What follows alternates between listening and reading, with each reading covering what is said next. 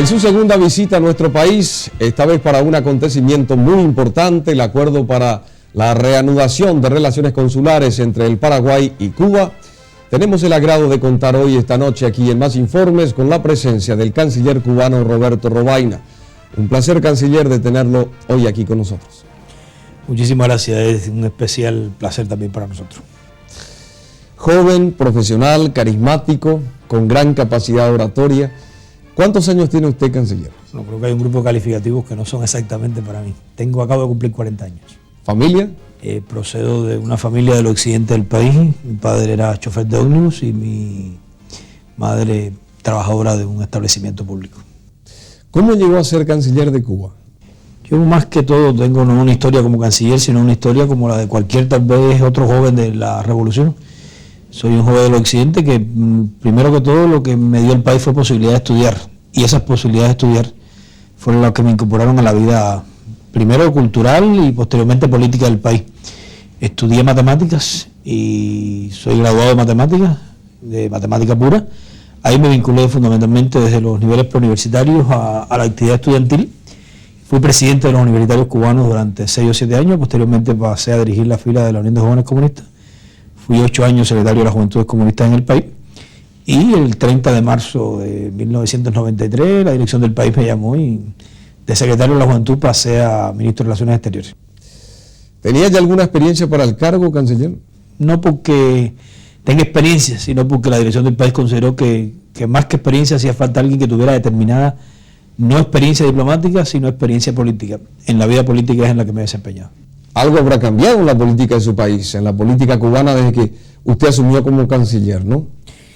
Yo creo que lo que se le han incorporado a la política cubana no son cambios que los haya tenido una persona. Se le ha incorporado a la política cubana, y yo he tenido un privilegio, que esta vez en alguna medida poder estar en una responsabilidad en un momento más difícil y más complejo. Yo creo que hacer política exterior, cuando más bloqueados estamos, e incluso cuando impuestos o no impuestos, fuimos sometidos a partir de un segundo bloqueo en el año 1989, creo que los años 93, 94, 95 han sido especialmente duros. ¿Duros? ¿Por qué, canciller? Duros en poder poner nuestra imagen en el mundo. En ese momento me ha tocado entrar y ha tenido que hacerse una política de este tiempo, que yo no creo que sea ni mejor ni peor que la anterior. Yo creo que lo que hace falta es que sea de este tiempo, y si por ser de este tiempo es diferente, sí, es diferente y ha habido cambios. Canciller Robaina, más allá de las vinculaciones internacionales que son muy importantes, los problemas económicos son cada vez más acuciantes para Cuba, ¿verdad? Son problemas muy serios que hay que buscar en la profundidad y hay que buscar en la historia que los ocasionaron. A cualquier país hoy le es extremadamente difícil abrirse al mundo exterior. Si además de eso tiene que abrirse al mundo exterior en contra de la principal potencia económica y tiene que abrirse el mundo exterior bloqueado como lo estamos haciendo nosotros, se hace doblemente difícil. Si me preguntara por qué hemos encontrado salida, yo diría que hemos encontrado salida por el principal recurso que tenemos. El principal recurso que tenemos es una masa de hombres y mujeres con una calificación cultural, científica y técnica que políticamente ha vivido en un ambiente. Eso casi que nos ha hecho ser una especie especial, por llamarla de alguna manera. Canciller, ¿ha variado en algo esa situación en los últimos años? Ya felizmente estoy hoy en Paraguay con resultados diferentes a los que vine hace 2 años atrás. Cuando vine hace 2 años atrás no podía exhibir incipientes resultados económicos. Pude exhibir una capacidad de resistencia como la que nuestro pueblo imprime y trabaja. Ya hoy felizmente puedo hablar de que en el 94 crecimos en un 0,7%, de que en el 95 crecimos en un 2,5%, y que incluso antes de salir para acá acabamos de hacer el balance del primer semestre del 96 y hemos crecido en un 9,6%. Si bien esa no es aún la solución de nuestros problemas, sí tiene un significado muy especial. Se detuvo el decrecimiento y hay una tendencia a crecer cada vez más por año.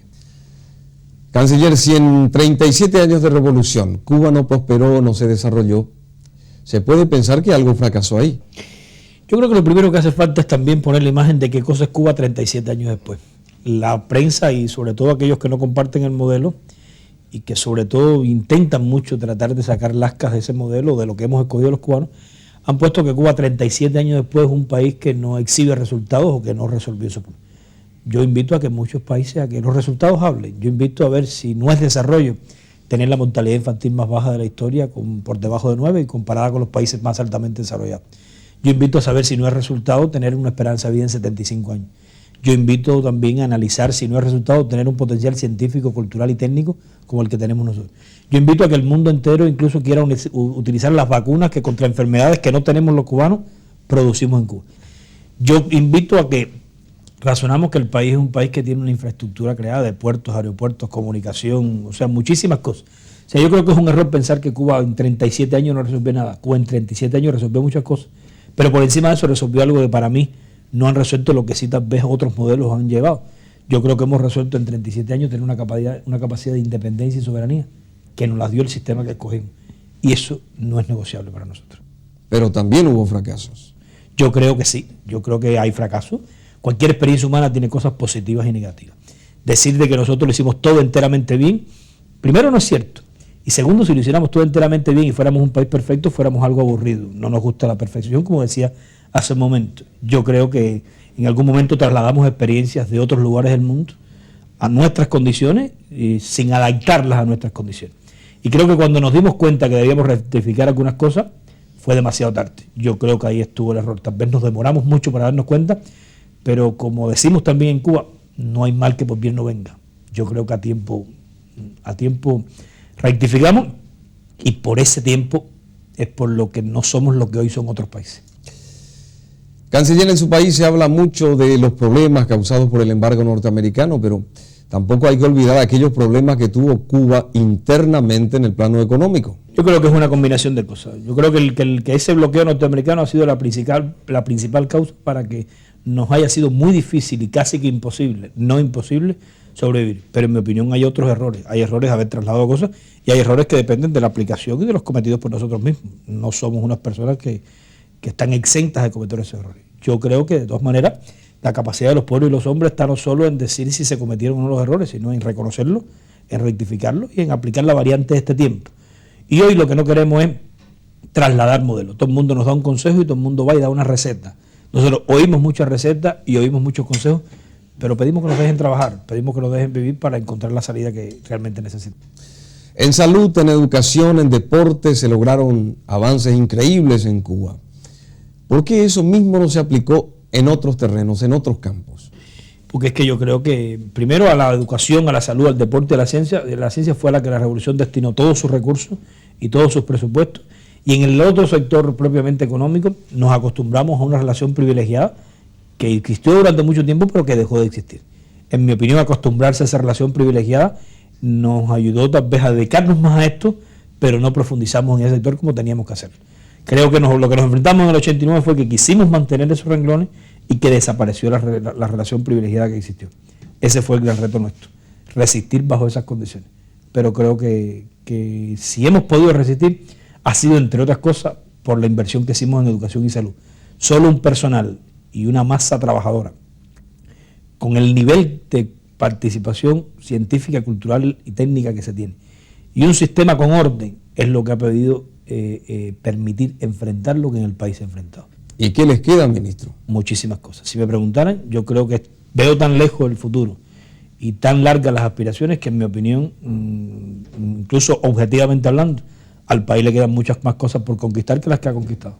La famosa ley Helms-Burton prevé una asistencia económica norteamericana a Cuba si esta nación llega a democratizarse. ¿Qué responde usted a eso, canciller? Que una vez más se equivocan quienes pretenden legislar desde otro lugar. Yo quiero ratificar que en Estados Unidos las leyes son en inglés, en mi país las leyes son en español. O sea, en Cuba legislamos los cubanos y sencillamente esas leyes lo que nos hacen la vida más difícil, nos hacen el momento más complejo, porque evidentemente no es lo mismo abrirse al mundo con Estados Unidos a favor que abrirse al mundo con Estados Unidos en contra. Yo creo que esa ley ya para los cubanos tuvo otros nombres, se llamó Platt, se llamó Torricelli, hoy se llama Helms-Burton, pero creo que incluso nos debemos preparar tal vez para nuevos nombres que surjan. Cada vez que me piden la respuesta cubana, Cuba no tiene que dar respuesta. Cuba ya ha respondido con su propia vida y con su propia actuación ante cada ley norteamericana. Yo creo que el mundo está más urgido hoy a responder que Cuba, porque esa es una ley que, intentando aplastar a Cuba, se mete contra el mundo. Y yo estaría por ver si el mundo acepta que Estados Unidos le diga qué debe hacer y qué no debe hacer. ¿Y lo de la democracia, canciller?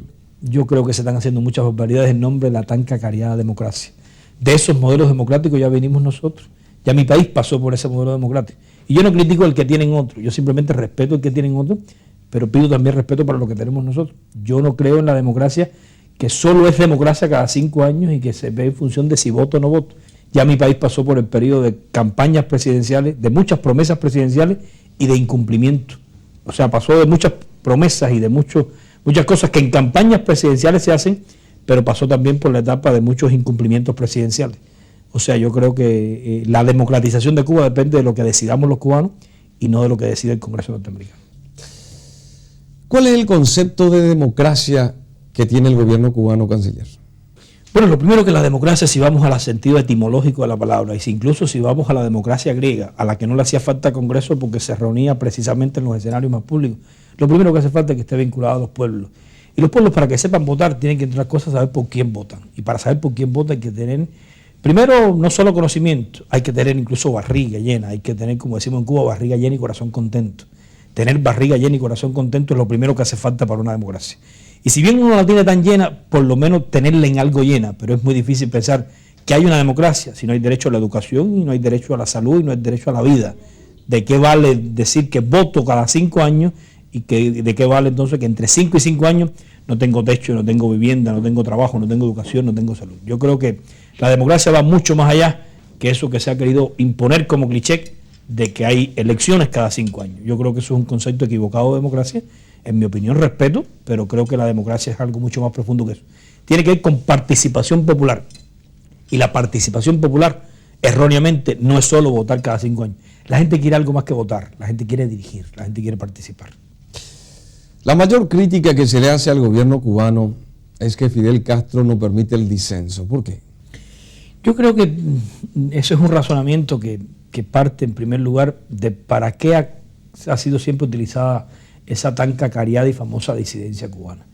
Yo creo que en primer lugar el país se ha visto durante más de 37 años amenazado, y exhibir un modelo o levantar un modelo a las puertas del propio país más poderoso y con ese país en contra, eso requiere un nivel de unidad muy fuerte. Ya nosotros pasamos por un país dividido, ya nosotros pasamos por un país con oposición, y cuando usted tiene un enemigo, realmente un enemigo tan poderoso como el que tenemos nosotros, tenemos que ver contra quién nos oponemos. Si además de oponernos a ese enemigo poderoso, tenemos que oponernos entre nosotros mismos, evidentemente el país se puede dividir. Y el país está más amenazado que nunca, y amenazado como estamos, no pensamos en dividirnos. Por demás, tenemos una disidencia bastante organizada, posiblemente la más organizada del mundo. Tenemos una disidencia organizada en el norte del país, en el país más poderoso de la tierra, con acceso al Congreso norteamericano, y no exactamente a las autoridades cubanas. Otra crítica que se le hace es que el turista puede acceder a todo tipo de bienes y servicios, mientras que el cubano, el oriundo de la isla, no. ¿Es cierto eso, canciller? Esa es una industria que hemos desarrollado en un turismo, una industria que exporta y le ofrece al turismo que viene lo que no le puede ofrecer a la población que lo construye. Decir que la política es simpática es un concepto. Si un colega mío dice que es simpática, yo por lo menos lo comparto. Eso no es una política ni simpática ni agradable, pero es muy interesante. Esa bola y esa gigantesca crítica organizada ha surgido justamente en el momento en que Cuba con fuerza se abre al turismo exterior. Durante 30 años esas mismas instalaciones estuvieron a disposición de los cubanos. Nunca hubo la más mínima palabra de elogio para decir que todas las posibilidades turísticas cubanas estaban en función de los nacionales, porque además el resto del mundo no iba de turismo a Cuba. Resulta que ahora, cuando discutimos y decimos que en medio de una política agresiva como la que tenemos, necesitamos abrirnos con nuevas formas, y tenemos que explicarle a la población por qué tenemos que exportar para adentro, que eso es lo que es el turismo. Ahora aparecen las incomprensiones, nadie se acuerda de lo que utilizamos durante 30 años y todo se concentra en qué le ofertamos al turista. Yo creo que lo que hay es una combinación de muchas cosas, donde el país tiene que hacer un esfuerzo para lograr el turismo y donde el país nuestro comienza a comprender que para mantener los índices de educación, de salud y de muchas cosas que tenemos que, primero que todo, tener ganancias, y esas ganancias las obtenemos, la divisa que necesitamos la obtenemos mucho mejor y mucho más rápido con el que llega que con el que está, que no la puede aportar. Canciller, ¿qué significa para Cuba la reanudación de relaciones consulares con el Paraguay? Yo creo que es la continuidad creo que es el punto culminante de algo que nuestros pueblos durante mucho tiempo en la práctica y en la vida hicieron, pero creo que también lo veo como la etapa inicial de un camino mucho más largo que tenemos por recorrer. En términos de intercambio concreto, ¿qué se pueden dar, qué se pueden brindar Paraguay y Cuba? Yo creo que ustedes tienen algodón, tienen materia prima para hilanderías, que nosotros tenemos infraestructura creada. Creo que ustedes tienen madera que nosotros necesitamos. Creo que nosotros tenemos conocimientos o resultados biotecnológicos, farmacéuticos y medicamentos. Creo que hay una experiencia turística. Creo que ustedes tienen una experiencia en construcción vial que el país puede necesitar para el mantenimiento. O sea, creo que hay muchas cosas. Creo que ustedes tienen una ubicación geográfica privilegiada.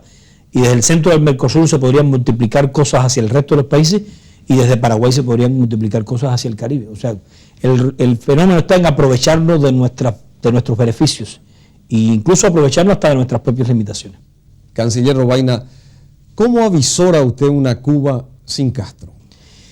Yo creo que lo más importante es que no tenemos por qué estar pensando en una Cuba con esas características cuando en primer lugar nos sentimos en una Cuba que hoy tiene otras características. Hoy es una Cuba que con la participación de Fidel en sus buenos tiempos y con un magnífico estado de salud y con una disposición para enfrentarse a las tareas que se están enfrentando, nos ocupamos mucho más de saber lo que tenemos que hacer ahora, de qué vamos a hacer dentro de un tiempo cuando lamentablemente físicamente no pueda estar con nosotros. Yo creo que él es de las personas que su presencia está por encima de su propia existencia física. Y los que quedamos en Cuba o los que puedan quedar desde el punto de vista físico o biológico en otro momento en que él no esté, en mi opinión tenemos un compromiso mucho más fuerte. Yo creo que cuando él no esté estaríamos llamados mucho más a encarnar la dignidad que él ha encarnado durante este tiempo y la manera en que ha defendido el derecho de los cubanos durante este tiempo. Luego yo, una Cuba cuando él no esté, la veo todavía más revolucionaria, más firme, más socialista y sobre todo más digna por lo que él nos ha querido transmitir. Muchos éxitos, canciller. Muchas gracias por haber estado con nosotros hoy. Muchas gracias a ustedes también.